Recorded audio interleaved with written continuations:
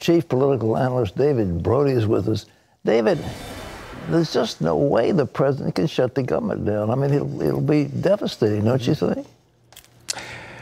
Oh, I think it's going to be a major PR hit for sure, and devastating, obviously, to folks that would obviously be out of work at that point. I don't think it's going to happen, Pat. I don't think there's going to be another shutdown. I think this White House understands that they can't go through that again. So what does it mean exactly? Well, let's start with this. Some of the sources I'm talking to this morning say we're not quite sure how this is going to play out exactly, though the shutdown doesn't seem to necessarily be an option. It sounds to me like what may happen here, two potential solutions here. I say solutions. One could be a stopgap measure. We've heard this again and again, where they extend this another week or two to continue to hammer out a deal. That could be possible. Or, look, the president does indeed go the national emergency route. But beyond that, beyond the national emergency route, remember, there's some money in there that wouldn't be subject to a legal challenge. There's Section 284 of the U.S. Code that talks about the Defense Department can actually does have authority to build certain fencing in America. So that's what Mick Mulvaney was talking about specifically, to say that, look, there is the national emergency. That'll be the legal challenge. But there are some other avenues where he can actually use some of that money that's already approved by Congress that the president has a jurisdiction to do. Why do you think the Democrats are objecting to detaining illegal immigrants? What is in their mind? Well, boy, I tell you what, it is a gamble. I'll tell you that much. I mean, this is a party that has kind of started to go off the rails to the far left, leaving Donald Trump with a huge opening in 2020. Look, I think that they're frustrated that basically this interior enforcement that we hear a lot about. In other words, the fact that the Trump administration has ICE, folks from ICE going around the country rounding up undocumented immigrants from time to time. They want to stop that if they're not violent criminals. Now, the truth of the matter is, if you look at some of the statistics, roughly or so, 80 to 90% of folks that ICE arrests are actually either violent criminals or something along those lines. So it's not just, a group of 6 or 7 undocumented or illegal immigrants around the country that have done nothing wrong. So I think that's kind of the rub. Look, I think ultimately Democrats here have a real problem. I also think that if they're going to give, the Democrats, are going to give any money to Donald Trump for this wall, a fence, a barrier, we've talked about this before, steel slats, that they want to get something in return. And this is how they want to try to, in essence, come back against the Trump administration's policy on immigration. Well, Trump has offered, as I understand, a legal status for the Dreamers, which I think everybody would like to see. I mean, what's the status of that? Would that not please the Democrats, do you think? Well, twice now, at least. It's actually been at least twice that President Trump has pretty much offered protection for the Dreamers. The Democrats have turned it down. Look, this has been, Pat, as you know, I mean, with the Democrats, this has been no wall funding, period, end, and that's the bottom line.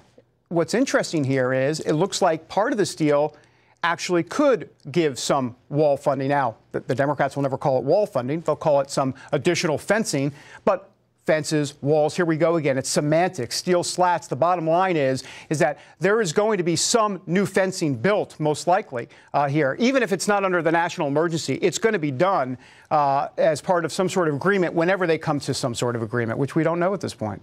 The Democrats look like they're moving so far to the left. This so-called Green Deal that they've unveiled is just incredible. I mean, that young congresswoman from New York is just off the rails, saying she wants to ban air travel. She wants to ban the use of fossil fuels. I mean, it'll make our electric bills go up probably 6 times what they are now.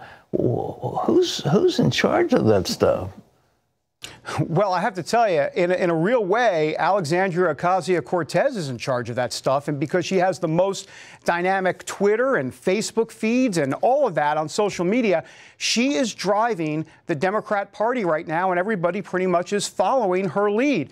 Here's the problem. She may be leading them right off a cliff. I mean, look, 2020 comes along, and if they're going to go far, far left, whether it be the Green New Deal, which, as you mentioned, basically wants to have high rail systems in the United States rather than airplanes because they want to get rid of 100% of fossil fuels and make 100% renewable energy. In essence, we would be dependent on the wind and the sun. Good luck with that. The point is that they're far left. And then you look at the polls. An NBC News poll recently, Pat, just says that 19% of Americans are okay with socialism, which, by the way, is actually kind of high and a bit scary. But still, it's 19%. It is far to the left. It gives Donald Trump a huge opportunity to basically paint them as socialist and go into 2020 saying, look, I want to make America great again. And they want to make America socialist for the first time. And I think that's the contour of the 2020 race that's shaping up. Well, Trump can always point to Venezuela. Have you got any update on what's going on there? That it looked like Maduro was on the way out, and then he's hardening his stance. All of the White House sources that I'm talking to keep on saying the same thing as we press them, which is all options are on the table, whether that be military or otherwise. And it's a smart move by the Trump administration. But I think ultimately you can be sure that Donald Trump is going to bring up Venezuela as part of that socialism narrative that he's going to try to push. Senator Warren, there's an application she made at a school, and she listed herself, her ethnic background was, quote, American Indian. How can she possibly run for president with that nonsense? And now Amy Klobuchar has joined in a snowstorm over the weekend, and it was freezing cold, and she was out there with no coat on. Is there anybody that looks like they're serious contenders, or is he going to go to Joe Biden? Well, there's so many things to unpack there. First of all, it is kind of interesting. Amy Klobuchar was talking about global warming during the middle of a snowstorm, so that wasn't the best optics for Amy Klobuchar, for sure. As for Elizabeth Warren, look, she has been labeled, and you know what it is, Pat, Pocahontas by President Trump. And what we know in politics is that when the narrative starts to form for you, for better or for worse, that's it. Game, set, match. For President Obama, it worked well. He was the hope and change candidate. For, quote, Lion Ted and Little Marco and all of that, it didn't work out so well. And so Elizabeth Warren has a perception problem right from the beginning. It's going to be very hard for her to overcome. Democrats are telling me privately that there's a long time. We'll see. I think they're obviously pretty optimistic on that. As for Amy Klobuchar, she'll be interesting to watch. There is this report out there, multiple reports now, about how she doesn't treat her staff very well. That may be an understatement, but that narrative is starting to form about her. Look, here's the thing. Amy Klobuchar, when you look at the progressive scale, you've got grade A's when it comes to what the progressives like, from Kamala Harris and Elizabeth Warren and Cory Booker. They're all A's with the progressives. Amy Klobuchar gets a C rating. She's a little bit more moderate.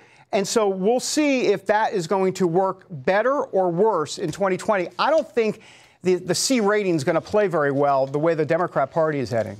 Well, Trump is licking his chops and rubbing his hands with glee over this field. There aren't any of them capable of opposing him. Again, back to Joe Biden. Joe's a little old, and he has that problem with the Neil Kinnock stuff that went on when he was first being considered. Is he serious? You think he's a real nice guy? I mean, Joe, he's Mr. Average Man, and everybody likes him. Right. Yeah, he's Mr. Average Man, and he's pretty authentic, even if you disagree with him.